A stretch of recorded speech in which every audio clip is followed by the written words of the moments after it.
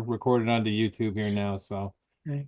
we should just setting it up, and as soon as it hits me that we're good, I'll say we're done redirecting to YouTube. Fantastic. We are recording now. Okay. We're looking at here. We'll call the meeting to Mail Street. order, and we stand for a pledge of allegiance. Okay. To stand, look towards the flag if it's near you. I pledge allegiance to the flag of the United States of America, and to the republic for which it stands, one nation, under God, indivisible, with liberty and justice for all. Justice for all. Terrific. We'll hold off on approval of the minutes until we have Bill Dyer here to have a quorum. So we're going to jump right into a presentation from Paul Grimmer and Brian Carey from Land Tech. Paul with SEDC regarding the Housatonic River Walk, and Brian has already got the screen sharing going. So take it away, guys. Okay, so I'll just start real quick and then I'll leave it to Brian. City of Shelton received a $113,000 grant to conduct the engineering and design of the Housatonic River Walk to extend from 223 Canal Street, 223 Canal Street across 235, 250, 267, and it's going to end right there at the Star Pin building before at the border where the Ascom Hasser building is, which is now being developed by Cedar Village and Don Stanziel. So we went out and we did a quick a search for engineering and design companies, and we're lucky enough to find Land Tech. Brian is the lead on this project, so I'll leave it to him to tell everybody what he's seen, what he's found, what he's done, and then we'll get to see a few images for, I guess I call it a preliminary design, because we still have a little bit, we have quite a bit of the finer details to do, but I'll leave it to Brian to let you know what he's seen. Yeah, so thank you for having me, Paul. Thanks for that introduction. I'm Brian Carey with Land Tech. I'm a project manager, professional wetland scientist, certified arborist, and I've worked for municipalities in Fairfield County for about 20 years before I took my position at Land Tech. I'm well aware of, I'm very familiar with Shelton. Done a bunch of work in the town. And we continue to do work in the town. But thankfully, we met with Paul and submitted a bid for the project.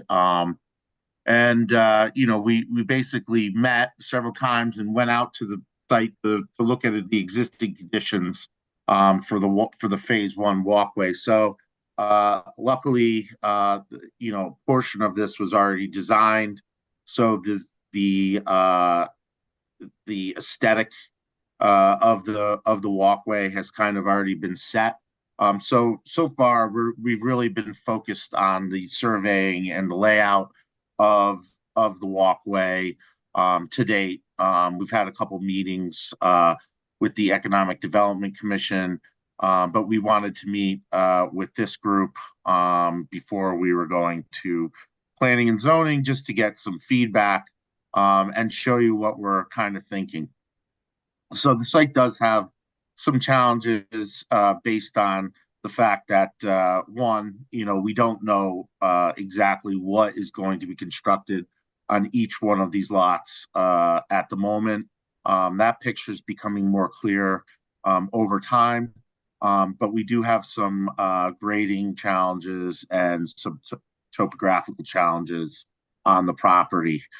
So to date, we've really just surveyed all the properties, come up with the limits and the boundaries of the properties, and have done a schematic layout that is in line with the previous walkway aesthetic, as I said, where basically it will continue along the river. This is the theoretical path we've chosen based on the fact that all of these properties are privately owned. We've tried to minimize the amount of encroachment onto the private property as much as possible, since we will need to get easements from each of the property owner. And the further that we encroach into their building envelope, the less likely they're going to agree to grant those easements. As you can see, based on the topo map that we have provided, this is right up against the steep slope along the top of that slope that goes down to the river. There is actually a canal right here that we still need to address how we're going to cross that, whether it's a bridge or if there's some way to actually come up and around it a little bit further. We do need to have some discussions with the property owner on that. The landscape architect that we work with is knowledgeable about the project. He did work on aspects of the former walkway, but he was not the prime on that project at the time. Again, when we were laying out this pathway, as I said, obviously the property rights were a big issue, but also, keeping this at the top of the slope is going to provide for a more dramatic views of the river, which is really the central point. And the main view shed is, people are going to be looking towards the Housatonic River rather than towards the west, which is, primarily or will be all residential parcels that will be developed. The path will be all ADA accessible, and this will be all at 1% slope going down, very very much similar to the existing pathway. It's a little garbled, I know, but this is our plan overlaid on the aerial photography. You can see how the path is extending from the existing pathway here up 235 and 255 and 267. This is where the canal is, so we do have to address that issue. Our grading plan is really trying to minimize the amount of walls that are required, obviously, because they're expensive. But in this configuration, there is a pretty large wall right here. So again, we do have to go back and talk with the property owners and try to understand what they're going to be developing along the properties, so we can work with them and tweak this plan a little bit more. Being said, I do believe it will look very similar in concept to what is already there and seems to be working. We're working on that. We really need to at this point kind of finalize the plan after discussions with some of the property owners, secure easements, and then really work on just the final design development plans so that we can bring them to zoning and get this project ready to bid. We don't anticipate a bunch of additional infrastructure from stormwater, from stormwater perspective, and we also have to update the landscaping plan as it's theoretical at this time. I've talked with Paul and the Economic Development Commission a couple times, and just being someone who's been in the public works world, I know that resources are short, and selling point, one of the points that's come up with the property owners is maintenance. So while we want to make this visually attractive, which we're aiming to do, we also don't want to create a maintenance burden for the property owners or the town, because that's something that's come up routinely. So we would probably limit the amenities to a couple benches and some signage. And then one of the things we heard is, garbage cans and things like that have caused somewhat of an issue in the past with maintenance. So they become a little bit of a nuisance. So those are kind of the things we still need to flush out. We're going through a little bit of a stakeholder engagement and public input process at this point. And we're also looking at creative ideas for funding. And that's kind of where we're at right now. Um, basically wanted to come get your opinion about the layout of the plan since you were involved. This is kind of the dressed up plan showing the concept without the buildings, the layout with some of the landscaping. Again, this is theoretical. We will update this for final design with actual landscaping, grading, and any other site improvements that will be kind of proposed for final design and bid. Again, like I said, we're looking at a couple benches over a couple of the viewpoints.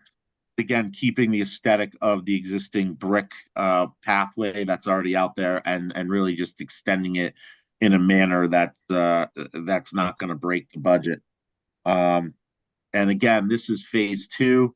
There would be, I guess, after this, another project to keep trying to extend the walkway even further up along the river. And this is kind of just this is conceptual again, kind of showing we don't know the actual layouts of the buildings that are being proposed there. But this is kind of, we just put this in as a placeholder so you can get kind of the idea of what may or may not occur there. Let me jump in with a couple of thoughts, Brian. I know the Conservation Commission was intimately involved with the Riverwalk down by the Veterans Memorial Park by the Route 8 area back in its initial concept. And then, of course, the Farmers Market facility there, and then the Veterans Memorial area where the pavilion is located. I personally have seen the usage, thankfully, as we expected, grow as now people are starting to reside down in that area. And it's not just a couple walking along and having a stroll. I see people with baby strollers, and it is becoming a more and more vibrant area. So in that regards, I would not, I don't know, skimp is not the right word, but I would not re withdraw from wanting to have an appropriate width and spacing that this could be functional for its eventual heavy use. I know there's some areas by the canal where there's recent approvals where what will be the walkway, river walk, kind of crisscrosses back and forth as switchbacks to get to an elevation change. I don't think that was the right solution, but it is what it is. But I think for this area, when we construct that from our input as a conservation commission, we're supposed to act as the environmental consciousness of the community. And part of the river walk is being able to allow the public to enjoy the river and that natural resource. So to what extent the widest width possible can be achieved, I would not worry so much from this amenities perspective, the economic development of the parcels. I recognize they're private properties. I mean, one of them's for sale. I mean, the 255 Canal Street is for sale right now. So there are perhaps view sheds as this meanders along the topography that certainly looking across the river towards the island as a natural look, but with the bridge and the lighting features on it, that can be quite nice as well. I think amenities such as the benches that you mentioned are of great value for people to rest or stop and enjoy.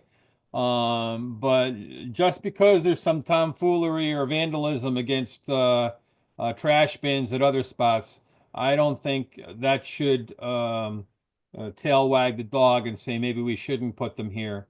if anything, I'd rather have a Dunkin' Donuts wrapper go into a garbage bin than be tossed on the side of the path and then eventually end up in the river. So I think maintenance costs, certainly we want to design it in such a way that whether it's snow removal or just basic maintenance is easily done, but amenities do require maintenance. And I think that that is justified by the draw that it increases the economic value of these areas, to not just be for the residents of these if they turn out to be residential, but the public in general. So that's and then keeping with the features, Derby has been able to incorporate some historic elements from when there was like the turbine, and so I know there are some elements maybe from these canal sluices and the old buildings that might be able to tell the story of why this was once called Canal Street, 50 years from now. I think that is of value to look at as well. And then finally, given the history that I've encountered with some of the structures being built, I think once it's established where the easement or property ownership, whatever it may be, is needed, that needs to be really documented or staked or identified so that encroachments or changes are not impacting the public good. Well, that's kind of my two bits with that.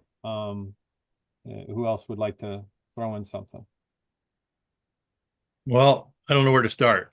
Brian, I'm going to ask you some detailed questions. I have a little bit more history here, as Paul probably knows, but I'm just going to ask you a couple questions because this is the first time seeing this plan. First of all, how did you get around 223 Canal Street down by the fence, or haven't you worked that out yet? In this area right now, Right on the corner, right where it ends now. Paul knows where I'm talking Yeah. about.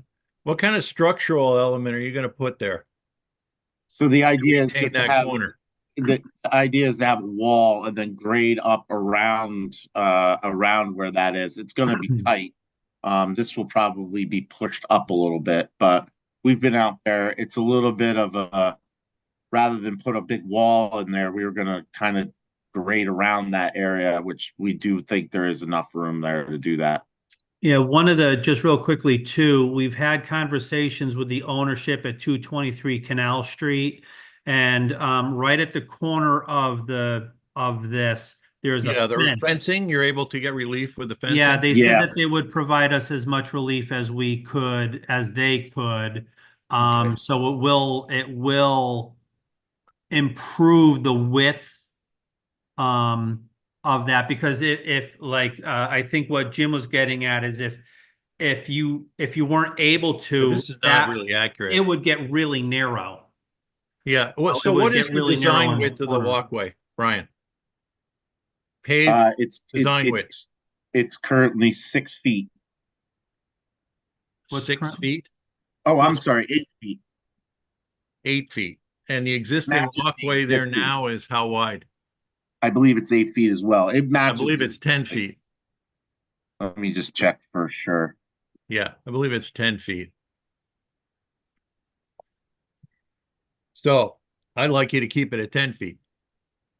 It matches the existing. Yeah, entire our way. plan all along was just to match the existing remain design? consistent with what has been going on in the past. Okay, so the match is to the design is to look at matching the Yeah, existing we're design of the walkway.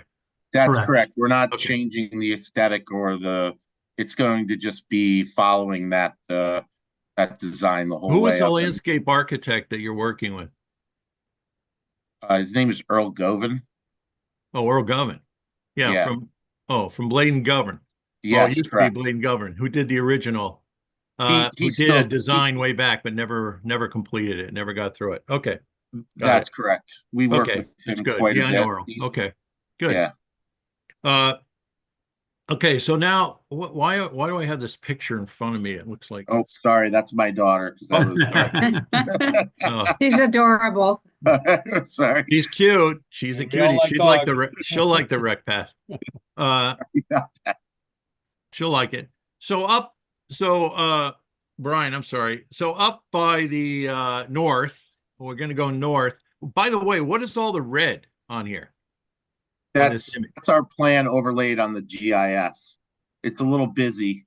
Okay. So So it's that's just the plan. It's oh shit. just to kind of Planting reference. Oh, I I got you. know. Okay. It was for reference. All right. Well, I can't really tell you from there, but you have when you get up further, it looks like the curves all of a sudden become straight lines. There are angles. So you go from curves at up north, right before you hit Star Pin. Mm-hmm. You see where I'm talking about? Right in here. That's Right. because that becomes a wall. Okay, so you have a There's a retaining wall there. you have a retaining wall. Because of the Okay, and steepness of this slope, we can't just grade this out in this area because it is so steep. So it does require a wall. you're angling the wall, not curving it. Yeah. So obviously, you know, Yeah, having that's a all of detail. these. I'm just throwing it out. It just bothers me that there's not the consistency there. That's all. Yeah, Yeah, that section of the area is really it's steep. Yeah, I know very it's tough. cookie cutterish. There's not a lot of Earl will do a good job on that. yeah. So all these curves that you have designed in here, they will accommodate the bike path, the bike traffic, uh the use of a bicycle with kids running down that walkway, right? Yeah, I mean the again, it's a balance between, putting in if you came and tried to straighten this all out, it would require a huge Well, I'm not wall. asking you to straighten it Yeah. all out. I think it's And great then, having it curved, but I just want you to make sure it's functional. oh Because yeah, if it's not functional, I think we have real problems. so the other thing we can look at, and again, the brick makes it a little bit more difficult. We don't want to change the aesthetic, but what we've done in the past is line the walkway. So, one side's for bike, one side's for walking, just kind of, that's I a don't know if detail that we've really done in the matters so past. much. I don't think that really matters, frankly, because it narrows the use or the look of the walkway. When you start marking the walkway and dividing it for a multi-use type walkway, you're going to divide the use. It's going to look like the walkway is smaller than it needs to be. And honestly, the more you can widen that up, because you have to have it fenced on one side most of the way, right? The more you can open it up, the more it's going to feel open. And I think one of the problems we have with the existing river walk right now is that it tends to be a little claustrophobic in the back of these buildings because we have such a high wall right up against the river walk, right against the walk. And so it's a little uncomfortable and it gets a little claustrophobic when you get all the plantings in there as well. So I would look at trying to keep some very broad open, as Tom mentioned it. He probably learned that from me a long time ago, but the viewscapes and the overlooks and things like that are very critical with the river. I mean, of course, the river is everything. That's why we have a river walk. So don't ignore the river. Let's celebrate that and open it up if we can. And I also agree with Tom that you need to incorporate either alongside points of interest, and Earl will help you with this. Earl's good with this will be good with this, is to put some artifacts in there. Let's make it cultural and historical. We're working on that down at the southern end right now. The city is. So let's try to incorporate that educational, cultural, component into that, and that may mean using some, trying to find some old machinery or something and throwing it in there. We tried to keep some of that early on, but somehow or other we lost that in the city somehow. I don't know how we lost it. We tried. Jimmy Ryan and I had it all earmarked, but something went wrong. Yeah. Anyway. One of the real quick, getting to Jim's point, is we were able to save about 16 or 20 of those things that looked like stars from the Star Pin building. Good. So those types of things. Yeah, put them in the walkway or put them in the wall or do something like that. Just let's try to make sure that we just don't make this vanilla. Let's make it Shelton. You know, so really make it a component that you couldn't put anywhere else. It has to be on the Housatonic, and it has to be in the city of Shelton. It celebrates that. So that will be the true test of whether this walkway is successful or not, is whether or not it really belongs in the city and it has those earmarks. So keep that in mind. Those are the only hints I could give. Understood. I completely agree with you. One thing I'm just glad to occurred see it me moving forward. I'm glad to see that. as Paul was mentioning the saving of the stars from the brick building. A lot of people use the river walk for just health and exercise. Not that they're runners, but maybe they're walkers. And if you have a repetitive element like a star pin, you might be able to use that as not really a mile marker, but a way marker to define, hey, you've gotten 1,000 feet, 2,000 feet, 3,000 feet. And maybe that becomes the graphic element that helps define this segment of the pathway, to bring some unity to it, a sense of place, a sense of identity, and play on that kind of a graphic element. I'm just talking out loud on it, but the usability of elements, whether they be historic, a QR code to take you to something deeper in an explanation over what this meant as a canal location, or what the factories meant for societal in Shelton. There's a lot of opportunities to do duplicitous purposes. It's a historic reference. It's an educational reference. It's an environmental aspect of telling you how far you've walked. I think there's a lot of things that can work together, and you're going to have to work together because you are in a confined space and you don't have big open locations to have this, that, and the other thing. So, tell me a little bit more about where Jim was talking, where the path has more of an angular corners, and you have a crossing of the canal there. Is that going to require some kind of a bridging, or is that an Yes. opportunity to bring forth the canal and the sluiceways and a historic element to it? And I'm assuming with remediation, everything's all that done, but just how can that become more than just than what it is? This would be designed by others because this is a structural element. So if possible, I mean, we would try to move this back to minimize the amount of, because the further you push this down, the bigger the wall will get, the more expensive the crossing will get. So, we'll try to work with the property owner to actually move this out to limit the amount of what's going to require to do this crossing. If the walkway can come out this way, it would be significantly better for a cost perspective. So right now we're probably just looking at some type of abutment walls on either side, and then to lay over like a prefabricated bridge. But that's a detail we still need to work out.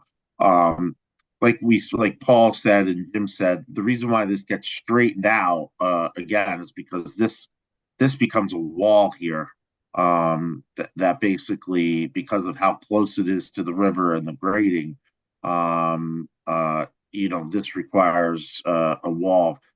Again, if we can pull this back after we negotiate with the property owner, we will try to do that to reduce the amount of cost and permitting that would be required in order to, this wall right now, you're looking at a 7-foot structural wall. That's going to be a little bit prohibitive, I would think, cost-wise with the city, unless they were to get a grant to build that. So that's something we're still looking at. And the other thing is the area that we're talking about is owned by the city of Shelton. So the city of Shelton is the owner of this particular property. Yeah. Yeah, I mean, obviously there is an economic development yield that whether the city sells the property or the current property owner wants to achieve. But as a user of these kind of places, when I travel around the world, I will say when you encounter a bend, particularly a sharp bend near where that canal crossing would be, is you might stop and pause on the bends for a bicyclist to go by or somebody else to go by. I think that's what Jim was kind of referencing in a way, that when you have these bends, is there enough width that it can accommodate what we want to achieve? But also when that kind of thing happens, or you're opening up a vista, it might be a point where you pause and take in the view, and not that it's a congregating area, but I think we have to recognize there might be some pockets within the breadth of this walking area that you need to have a little more of a bump out for somebody to step aside and take it in. It's not just the 10 or 12 foot wide brick walkway. There needs to be some other little elements of to pause and enjoy it and congregate or gather and that kind of thing. One other thing I think we have to recognize too is the erosion issues along the riverfront, along along the riverfront. The way that the Riverwalk was designed down at Veterans Memorial Park was, I think, almost perfect. If you can walk down the whole length of it on the southern end down there, and the brick is almost as good today as it was 15 years ago when it was developed. And the area directly behind Avalon, which is now Marion, we've noticed that some of the trees are starting to, I'll say, lean toward the river and and the roots are kind of pulling up some of the brick pavers.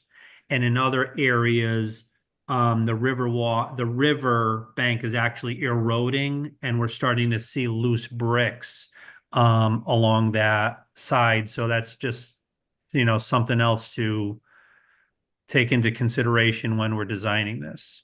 Well, I mean, Yeah, space. He needs space. there's the more room, the better. Certainly the river is going to scour away at certain points. I know down where we originally started things, there was some hard concrete that went, right down to the river that maybe prevented that. And there may be some willow trees down there that got taken down at the time, but trees aren't meant to live forever. And I'm speaking not as a conservationist, but Yeah. there are times when a tree's root base is compromised, and that has to be examined, looked at, and addressed. The more width, the better. Yeah. And that's not just for the walkway itself, but for the spatial Maintenance for abutting areas as Makes well. everything easier. Yeah, Yeah. it makes everything much better. So, Okay. Okay. what do you Very need good. from us, Paul, in terms of, Glad to see it moving along, Paul. yeah. Yeah. Thank you. Brian, good luck Happy with to that. have it move along. I think maybe Earl will just, be a good guy to work with. yeah, just a record of the minutes so Yeah. that we can give them to Brian. We put them into the record that we had these conversations. Mhm. I do believe that we're going to want to come by another time when we have a little bit more of the elements designed. Good. So that way you have another bite at the apple. You may see something that may, cause another, thought we process. may have to go see the mayor on something. That's Yeah. okay. There you That's go. all right. Do you guys have a way? I know that I think you guys do put your meetings on YouTube or get do. a copy of the Zoom. Yeah, Because I we can have Yeah, our, you can our see it on YouTube channel will have this up, Brian. Yeah. It'll be here by the time you put your head to pillow, it'll be actually all online and ready to go. I can pull a transcript of the meeting, and that way I can develop tasks based on our discussions, which I can send out. But Great. really, our next step, and it's probably the most difficult step in the process, is Right of really ways. to get the right of ways and Your get state all will the make property you do that. to get all the property owners to the table, so that we can again negotiate those, and hopefully we can get some of them to be in our favor so that we can hopefully reduce the costs of the grading and the walls and all of those elements. But I do agree. I appreciate all the comments, and I do agree with all of what has been said. And we're ready to really move this forward. Good. All right. So Tom, when we're getting closer, we'll give you a month's notice and maybe even give you all the handouts and stuff in advance so your folks can look at it before just seeing it, live on the show. So that way, you have a little bit more time to think about it. Sure. I No, we've I been could doing also all. Go ahead, Brian. I could also send these drawings out stamped preliminary, just to if you want to look at them in more detail and provide any comments you might have. I appreciate that. I think the blow up, at least how I'm looking at it, is enough of a scale at the moment to get a sense of where things at. If some of the members who weren't present have trouble viewing it via video form, then I'll reach out to you and try to get a drawing that's stamped in such a way so it's Yeah, just send Tom a PDF of the plan. That'd be Yeah, great. that'd be good. great. All Sure. right, then Yeah. we'll have it. Okay. That'd Okay. be great. Very All right, good. well, thank you, All right. everybody. All right, Thank you. Paul. Thank you, Brian. All All the best. Take care. Okay. All right. Again, we Moving on. don't have a quorum, but Teresa, Garden Committee, Litter Committee, General Report. Sure. Well, I finally got my Suburban Hiking 101 classes done over at Plum Library. If you recall, I had actually meant to do them a year ago, so it was nice to finally get them done. They were very well attended. So I had 17 people the first two classes, each class, and then Wow. 14 last night. And Wow. that last class filled up a little bit more slowly. So we think that's good for the year. Joan Stokes over at the library was a tremendous help. Everything worked really, really well. Their facilities there were perfect for it. They did all the advertising and handled all the registrations for the class. So wow. that worked That's out great. terrific. It was really good. Teresa, would you say that most of the people who attended your class are like new to hiking, and this was, No. a trepidation, this will help me really pursue hiking, or they were already I experienced? had a mix. It seemed like most people were maybe like newly retired and looking Oh. for something to do. How Maybe branch out a little bit. about not to do? Yeah. Or what not to do. Yeah. I did have, this was interesting. Yes, the class I had yesterday was a little different than the other two in terms of the audience. I had a couple women who were really scared of, male predators. And one in particular that I was just thinking about with Paul Grimmer here in the Riverwalk. She was she's in her 60s, like I am, but she was terrified of going out there walking at all because she lives over by the Riverwalk, and she's like, somebody got raped over there, and they were older. And What? I try to say that, and I don't know if that's true or not, but when I'm out in the forest, I find that to be safer than in your more urban areas. And it did actually remind me that a year or two ago, when I was on the Riverwalk to go check it out, going from Bridge Street, heading towards the river along the Birmingham there, I actually strongly felt that that was not a safe location because of I can't remember if they were maybe arborvitaes, but they were big Right. that lined the path, Right. and you couldn't see if there was anyone behind them. And it was there was nobody else around, and it seemed very secluded and claustrophobic. And so that really struck me that, and she's thinking, if that's dangerous, then the woods must be really dangerous. And I'm thinking the reverse, that the woods are actually the more safer area. But in terms of extending the Riverwalk and any plantings or whatever, I don't know if there's any thought that goes into the safety, and are there hiding places for would-be predators. And as a woman walking along, when you come out of a grocery store, day or night, you're always scanning to see who's around. You know what I mean? And Yeah. so the same thing, if you're on the Riverwalk, you're scanning around. And if I can't see behind a bunch of 15, 20 foot tall arborvitae, and I can't see if there was someone behind them, that does concern me. So just something to Good consider. input. Yeah. Yeah. But I okay. agree with you. You're probably safer hiking in the woods, in that Oh yeah, the definitely. people I who are agree too. venturing out to hike in the woods are really doing it with a purpose versus somebody who is maybe more casual, just hanging out and walking in a That's- more urban walkway. Well, But, and you I know. always advise people, just act like you know what you're doing. Yeah. That's the biggest help right there. Just act like you know what you're doing and that you would put up a good fight, because predators are looking for easy prey.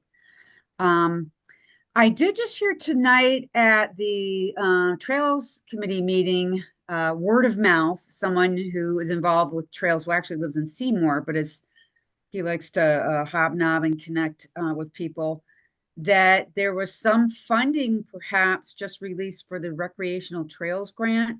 As you know, they've been having trouble funding that. The state bonding commission had not released funds for it like they had in the past. So I have been checking the website at the DEP, and they don't have any updates, but I'm going to follow through on this and see if they found an alternate source of funding like they were hoping to do. Had we talked about the walkway by Lane Street and needing the rehabilitation of that as being a candidate for such a grant? The rehabilitation. Oh, you mean like the boardwalk and Yeah, so forth? yeah. Yeah, and there's several, the boardwalk, some of the fencing on, all the fencing actually on Silent Waters, some resurfacing, a replacement of the gator, the DR mower, and there's just a list of stuff that the Trails Committee is interested in. So I had been hoping to do that this last winter, work on the trails grant, because I think usually the submittal deadline is, I think, March 1st. So I just have a feeling the submittal deadline is going to be at a busy time for me, but what can you do? So one of the things I was working on for trails the last few weeks or whatever is compiling some trail records and putting them into binders by year and sorting everything and making spreadsheets with some binders that are going to be available at the Trails Barn in a new cabinet. And the reason that kind of popped up is because they've been using the Trails blog through Google Blogspot as kind of just a record keeping exercise. And what happens if Google one day decides that they don't want to support Blogspot anymore? And I know this has happened with one of their other things. I can't remember what it was. And then you had 30 days to get all your stuff down or it was gone. So I thought I've been going through and just downloading certain key blog posts that really described a particular project that was getting worked on, some of the minutes, and some other things, and putting them in by year and summarizing that and making a spreadsheet on Google Docs that has the, when a trail was first created, for example, or a bridge was put in. And so it's sorted by, you could sort it by park, by trail name, and so forth. And so I'm making good progress on that. And it's been a real trip down memory lane. One thing I noticed, I'm looking through stuff from like 2026 or 2006 right now. There were no trails minutes. So I'm going from the trails, the Shelton, the Conservation Commission's minutes where Bill Dyer would do his trails report. And the minutes back then for conservation were like 24 pages long every time. Yeah, we had big meetings.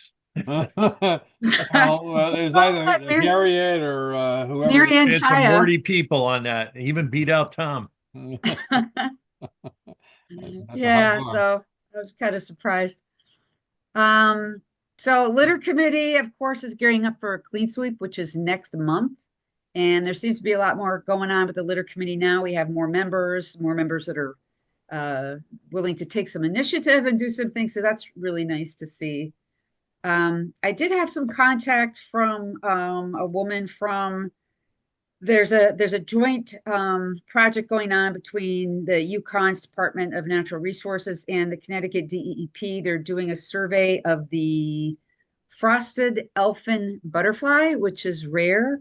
And they were looking for permission to do a survey 2 times this year at Shelton Lakes along the power lines, because the food that the caterpillar for this species requires is either wild blue lupin, which we don't have, or various species of baptisia, which we might have along the power lines.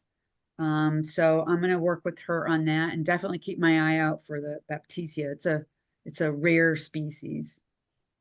And the community gardens, we met again to revise the trail or the garden minutes rules even further in response to some issues we were having with a gardener, and clarifying the rules some more as to, you know, when it is that we can reduce a plot size the following year when we have these chronic issues with people not maintaining their plots and so forth.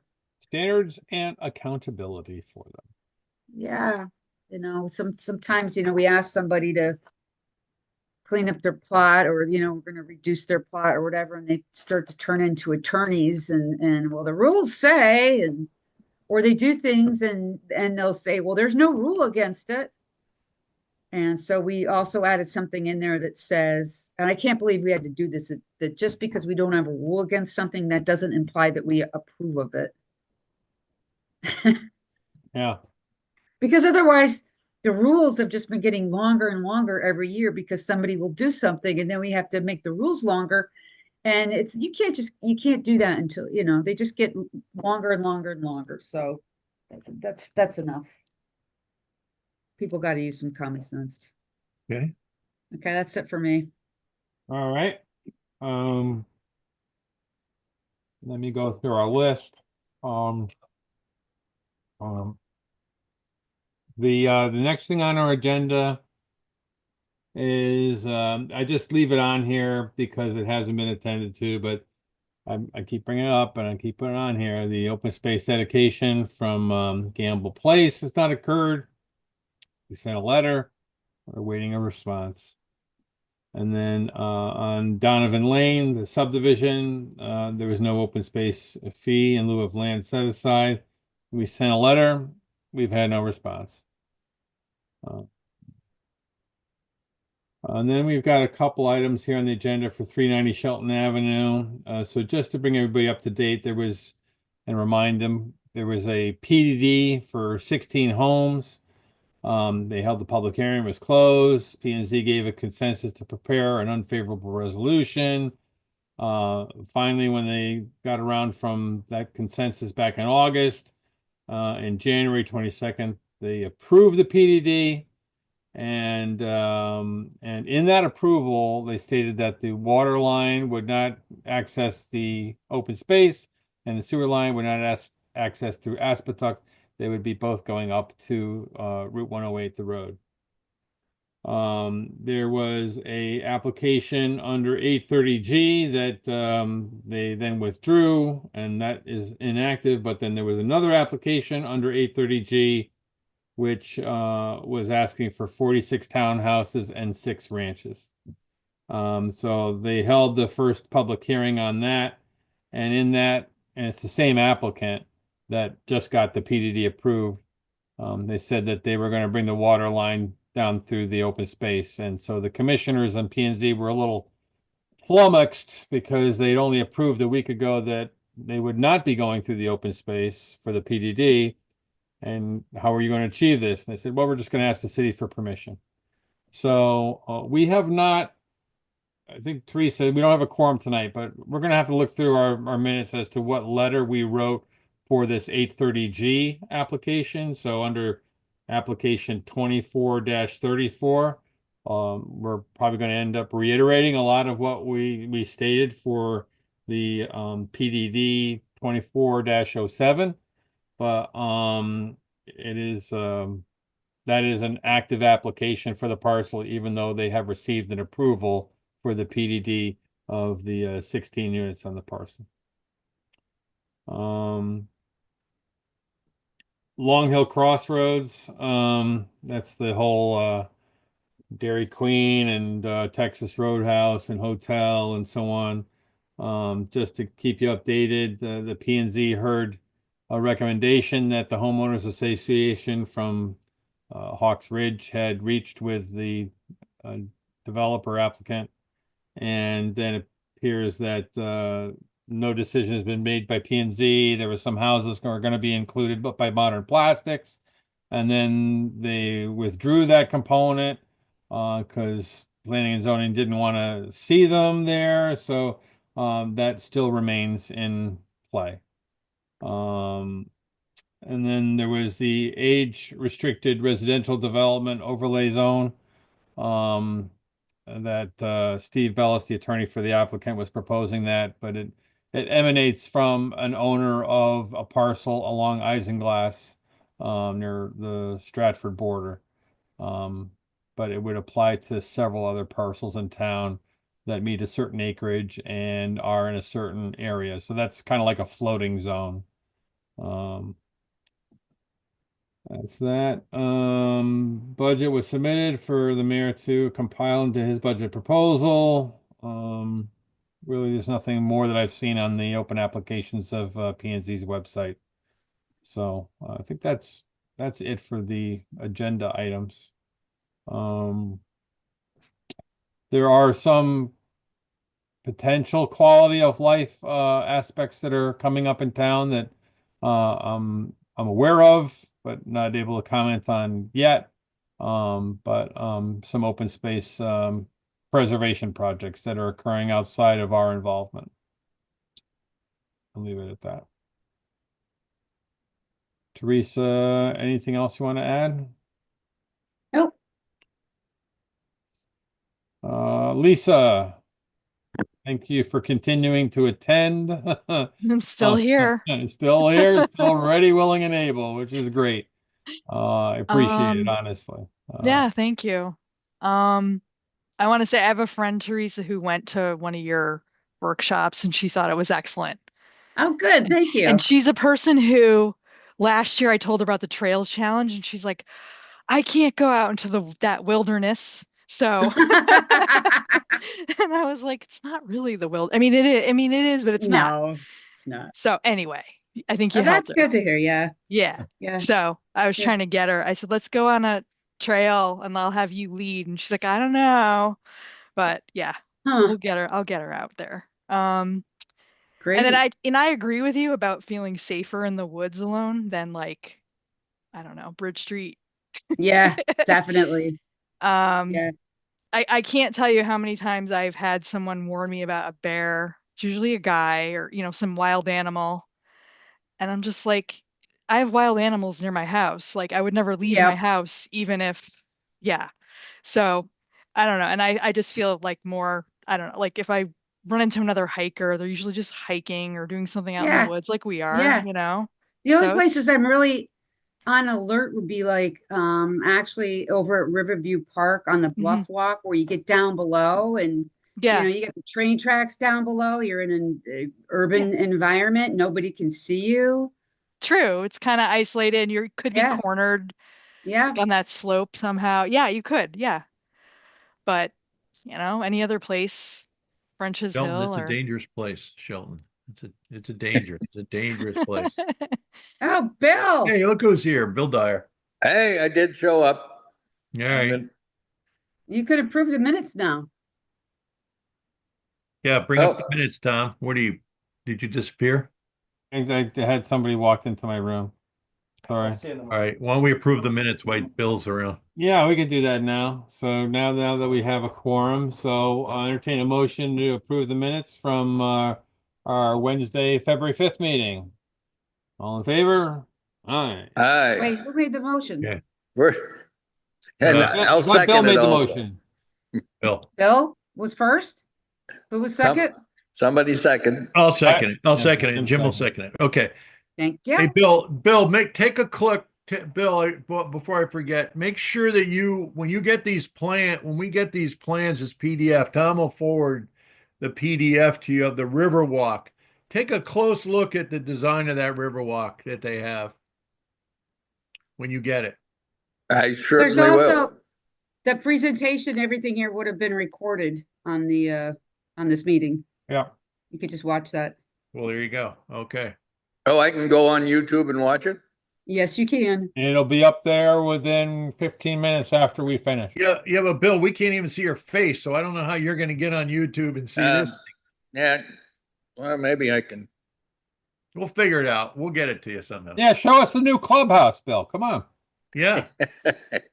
No, I'm at the AM club, Oh, their last night of cards. But anyway, how do I get myself on this thing? I've done it in the probably a past. video. There's a video button down in the lower left corner or something. Well, while Bill's figuring that out, I'll jump to. We're going to close the meeting is what we're going to do. You'll be here done What? before I know it. I just got back from Ireland, a week in Ireland. It was lovely. And just thinking about Paul talking about the river walk there, there's a number of pedestrian walkways that are in the area where I go to. And the walkway itself is an easy 16 feet wide. And then there's a lot of space between that and then the roadway. Not that they need a snow shelf or anything, but the further away you are from a busy road, the more comfortable you feel. Absolutely. And then there's a similar kind of distance between that and the fence for the farmer's field. So it's this probably 25-foot wide space. There you go. That's the magic And number. along the way, they have way markers or these art pieces that were designed by the Royal Bank of Scotland. It's the Ulster Way. It's a walkway that goes all the way along the North Antrim coastline. And so there's these cast iron graphic pieces, and they're way markers. They were designed for at the Millennium and donated by the Royal Bank of Scotland. And so it has, Limavady is 5 miles that way, and Port Stewart is 4 miles this way, and they have every so often there are these interpretive panels that talk about the castle you see off in the distance or the bird life that you should be observing along your current location. And there's just more effort put into the public space over there. And there are trash bins. And so everything Paul was presenting, like, we should not design to the lowest common denominator. Just because you had a problem with, kids graffitiing something or damaging something doesn't mean we don't want to do that over here because of that element and what it's going to cause. No, deal with the element. If there's people that are vandalizing, arrest the vandals. Don't think that you should reduce the public value because of some threat to that value. So that's my 2 bits on that. So, Bill, we really have reached the end of our meeting. I don't know if there was anything you wanted to. Yeah, is it too late for me to make a motion? No, not at all. No. I move that the Shelton Conservation Commission authorize our chairman to speak on behalf of this commission at public meetings and so indicate when speaking. Well, that's a dangerous motion because I'm outspoken. But when I have spoken in public during the public portion of a meeting, if it's something that is emanating from a letter we've authorized or a discussion we have, which I'm consolidating or representing, I do say I'm speaking as chairman of the Conservation Commission. If it's something that I'm dealing with personally, because there's a development in my end of town that is something I want to speak about, I do say that I'm speaking on my own behalf. So I don't represent the Conservation Commission unless it's, and I clearly state that I'm not representing unless it's something that is. I think we have to do that on a case-by-case basis, but he Yeah. has a motion on the floor, so you either have to, remove your motion or vote on it. Well, if I don't get a second, then I will remove it, but I think it's. I don't know if you can blanketly do that, Bill. Even though I think it's. I hear the tone and concern of what you want to do, and I certainly, if I speak during a public portion of something that comes up quickly and needs to be reacted before they close a public hearing, and I know it's something that we have maybe had a consensus on or spoken about, I can bring those talking points But I think on a per case basis, if there's something that we really have issue with, that we write a letter that's put into the record, I think that's of more impact. But I will also be clear that if I'm speaking on my own behalf on a personal concern, that I'll say that, so that people don't misinterpret that I'm speaking for the commission when I'm really not. Without a second, I will withdraw the motion, and it can just either be Revisit included it in the minutes maybe or at not. some point in the Yeah, future. it'll be there. I did forget one thing, and I'm gonna go back to it. In relation to 390 Shelton Avenue, on the application that was approved for a PDD, one of the reasons that they said okay was that under Attorney Teodosio's advice, that the area was in a transition area because of the abutting permanently protected open space, since it couldn't be used for residential. That was a non-residential area. And I think we've had conversations here about how that interpretation is a slippery slope. If you say that the school is a non-residential area, or a firehouse or city hall, or whatever, every open How about space. how about the street that goes by? Nobody's living there either.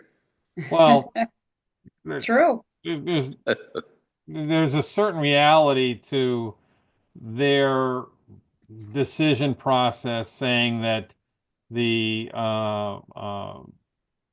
non-residential area is allowing them to do open space. So you should see on your screen now, Teresa, I had her take the map of the city, and rather than do it digitally, we just highlighted. And you can see that every area of green is a piece of open space, say like at French's Hill up here. Well, that means that every parcel that abuts that non-residential area has the potential to be utilized for development under the PDD mechanism. And while I would hope there wouldn't be parcels way up here in White Hills and all that would occur to, it does open your eyes that now with this new definition that they have set a precedent for, it opens up a lot of the city's parcels that are not developed to be a candidate for PDD. And that's a bad thing. Yeah, my property backs onto the Nike site, so I could put in a affordable house, tear my house down and put in an affordable housing application. Well, it's unfortunate, but they approve this. I really do believe that the planning and zoning needs to amend their regulations and say that a PDD cannot be used for residential purposes, period. Because they can't be, whether it's this commission's makeup or a future commission's makeup, to interpret it in the way that they just did is opening up the city to a lot of random development. Okay. So It's terrible. I mean, it just can't stay the way it is, or every 4 or 5 acre spot can now become, oh, well, we'll either give us 14 houses or we're going to put in 86 affordable units. I mean, and the open space is listed as R1 or R2 or whatever it is, wherever it is. So it's I look at it as a detriment to our wanting to save further lands. If I say to property owner A, we'd like to see your property saved as open space, they might interpret that as, well, if I save it as open space, that opens up my neighbor to now be able to do a PDD, because my farmland that's going to be open space is now a non-residential area, and my neighbor can do a PDD on it. and Why that's would the I same. want to save my property when in essence that also opens up my adjacent properties around the area I'm trying to preserve to now be much denser development. Why would I do such a thing? And the same is true for the land trust. Yeah, yeah. So So why Teresa- give it to the land, you know? Teresa, you put this map together. Is there anything you want to comment on with it and how you went about doing it? Oh, how I went about doing it? I just took 4 orange Sharpies because they kept drying out on me. It was a lot of properties. I mean, I'm sure the map has some inaccuracies, but it's the gist of it. Right. Well, I think this should be somehow forwarded on to staff and the commission to say that this PDD regulations using them for residential development under the declaration that a non-residential area allows that transition. They need to have their eyes opened as to what they have just done. All right, let's do it. So I think Teresa, if you could draft a letter to have this accompany to the staff, I think that would be helpful to them. Okay.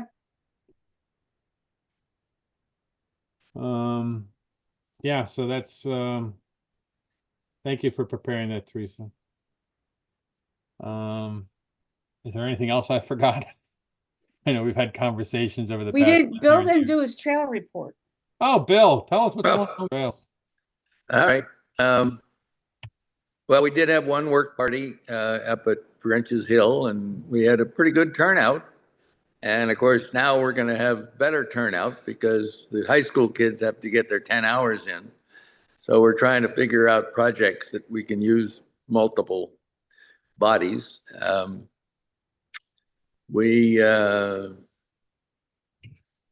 Let's see. We have a potential request for a new member who's been very active, but so I'm going to kind of look into it now that we're a quote ad hoc committee. We can't just add people, I guess. We have to get the Board of Aldermen to approve. So we'll look into the actual what that entails. Good luck. Well, good luck on that, given my experience. So Yeah. Well, I still have my 2015 conservation appointment card or whatever it is. Anyway, really nothing, you know, we've got 2 work parties coming up. We're going to finish the kiosk and work around the Hope Lake area this coming Saturday. Love to have anybody come out. And then look, we've got a bunch of rails and even posts that are down on Silent Waters that we're going to replace on the 22nd, assuming it thaws out and probably will by then. I guess nothing else leaps to mind. I didn't bring the sheet with me, but we did. I brought in today, Tom. You know, all the agendas from when the Trails Committee was actually formed, which I guess was in June of 1997. You were one of the first official members, and it was, as was Terry Gallagher. And all the agendas between then and 2001.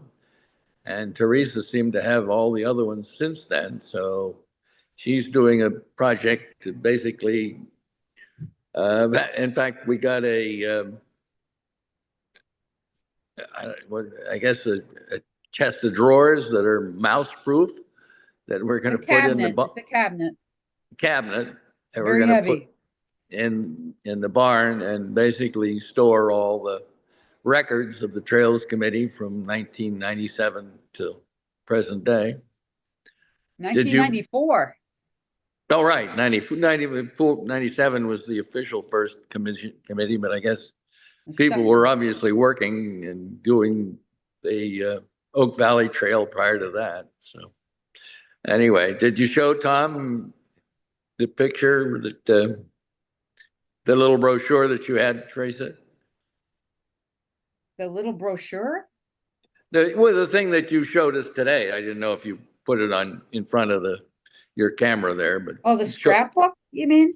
no, just that one picture of Tom and myself and Bob Wilkins and Terry. You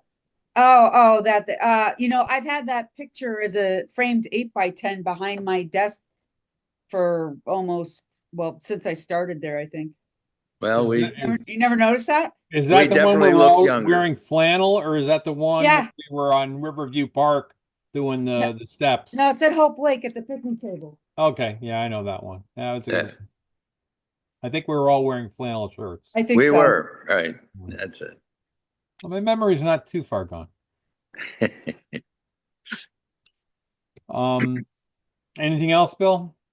No, we have a couple of expenses that Teresa will process and no problem. So that's pretty much it. I do have one other item I did forget to mention. But that'll be 3 new items. Maybe my memory is not that great. I did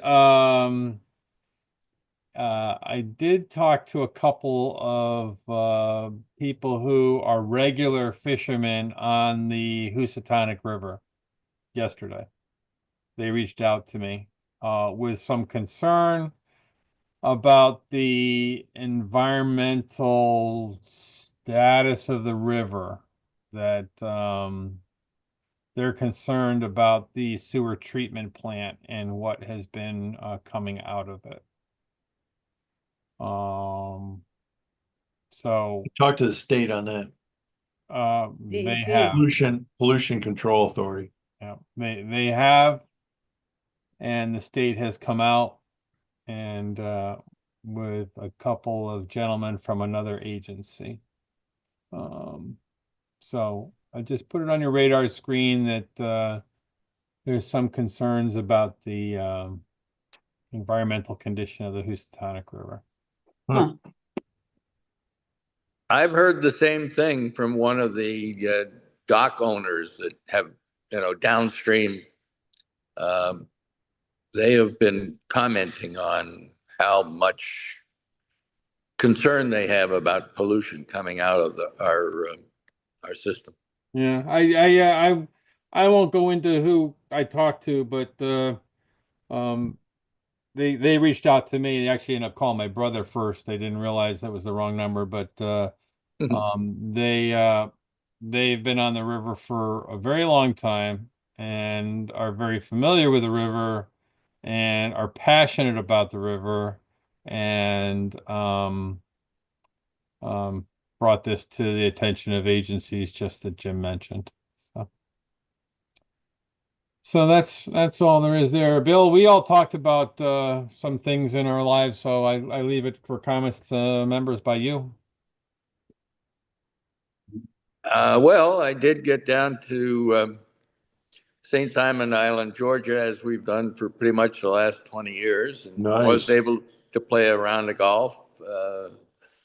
And the drive back, at my age, I should not be driving through the George Washington Bridge and home in the dark. Oh, Wow. That was not good. Yeah, that was the people that zing around you and left and right, and Anyway, we made it, but note to self: don't do that again. Yeah, that's anytime you're in the rain, that's not a great situation.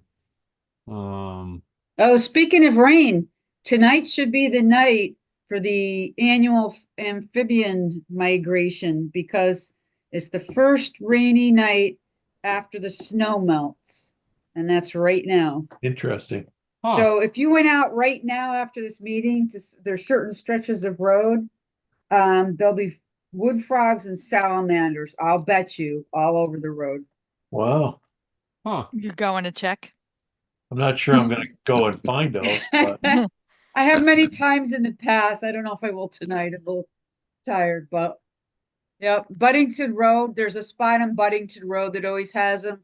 There's a spot up on the top of Wesley Drive. I think it's crabapple or Scotch pine in that whole area. Oak Valley Road usually has some. They're going over to the vernal pool that's next to Eklund Garden. yeah. So they're going to the vernal pools, of course.